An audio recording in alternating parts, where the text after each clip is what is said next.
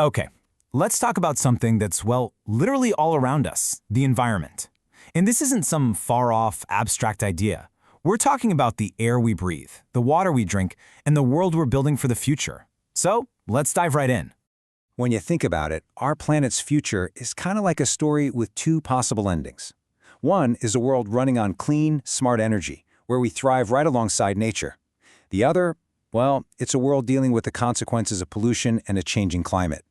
And the thing is, the choices we make every single day are writing that story. The only question is, which ending are we choosing? So here's how we're going to break it all down. First, we'll look at what's really at stake, the big picture. Then we'll get into the major threats our planet is up against. After that, we'll flip the script and focus on the solutions and the real power we have to make a change, and we'll wrap up with the simple things you can do that actually have a huge impact. All right, let's start with that big picture. For, thousands and thousands of years, our planet has had this amazing, delicate balance. It's this incredibly complex system that supports all life. But right now, that balance is being pushed to its limits, and our actions are sending ripples through the whole system, affecting every living thing, including us. And this quote, it just hits the nail on the head, doesn't it? It's not just a nice thought, it's a really urgent call to action. It makes you realize that protecting our world isn't something we can put off for later. It's a responsibility we have right here, right now. So if we know we need to act, the first step is to get really clear on what we're up against. What are the specific threats we need to deal with? Let's break down some of the biggest challenges. We've all seen this, right? Smoke pouring out of factories, exhaust from lines of traffic. But it's so much more than just a bit of haze in the sky. It's the most visible sign of our first huge challenge: air pollution. So much of our air pollution really boils down to one thing: burning fossil fuels for energy and for getting around. The stuff that gets released, like carbon dioxide, doesn't just disappear. It hangs around, contributing to health problems and, you guessed it, helping to warm up our entire planet. Now, from the air, let's look at another resource we absolutely can't live without: water. When waste from factories and all the garbage we produce isn't managed properly, it often ends up right in our rivers, lakes, and oceans, and that creates a really toxic soup for everything that lives there. And the consequences are, frankly, devastating. This kind of pollution can create massive dead zones in the water where nothing can survive. It messes with the entire food chain and can even poison the water sources that people rely on every single day. Now, these two things you see here, deforestation and global warming, they aren't separate problems. They're actually caught in a really dangerous feedback loop. See, when we cut down forests, we're getting rid of the planet's natural air filters, the trees that suck up all that CO2. And when there's more CO2 in the atmosphere, the planet gets warmer faster. Which brings us to global warming itself. Basically, it's the steady warming up of the Earth because we've trapped too much heat in the atmosphere. And this extra heat doesn't just mean warmer summers. It throws the whole climate system out of whack, leading to things like melting ice caps, rising sea levels, and more intense and unpredictable weather. Okay, I know, that all sounds pretty heavy. But facing these problems is only half the story. Now we get to pivot from the problems to the solutions. Because here's the good news. We already have the knowledge and the technology to create a different future.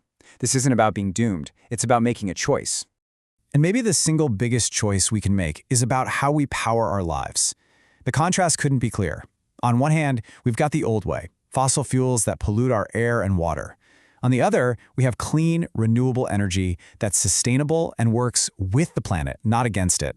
And technologies like wind turbines and solar panels are the superstars of this new energy story. They tap into the natural power of the wind and the sun to create electricity with zero emissions. It's just a smarter, cleaner way to keep the lights on. Beyond big energy projects, there's another really powerful tool, and it's a simple rule we can all follow: the 3 R's: reduce, reuse, recycle. It's all about shifting how we think about stuff. It helps us see that waste isn't just something to be thrown away, it's a resource in the wrong place.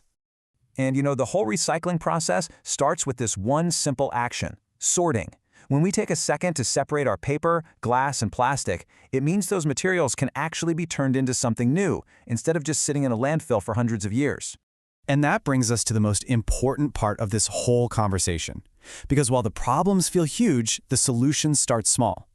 Individual actions, when millions of us do them together, create a wave of change. So let's look at what that actually looks like. Think about it. All these everyday choices add up.